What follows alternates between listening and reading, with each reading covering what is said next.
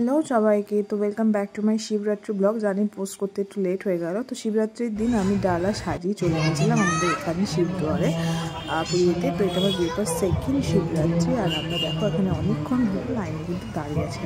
প্রায় 20-25 দিনের পর আমাদের কিন্তু আমরা ঘুরতে পেরেছি স্নান করানোর জন্য।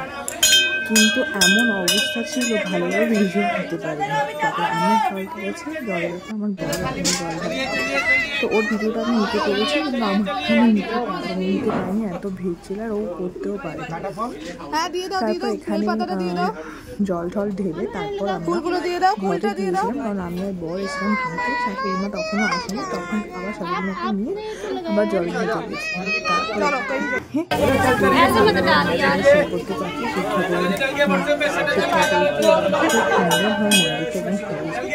তারপর ওখানে হচ্ছিল ভান্ডারা। আর এখানে আমাদের কিছু প্রোগ্রাম হলে ভান্ডারা দেয়। আর ভান্ডারাতে ছিল জিরা রাইস, রুমালি রুটি, আলু গোবির সবজি, মাদি ডাল, এইসব। তো আমি নিয়ে বলে আমি এইটুখানি নিয়েছি।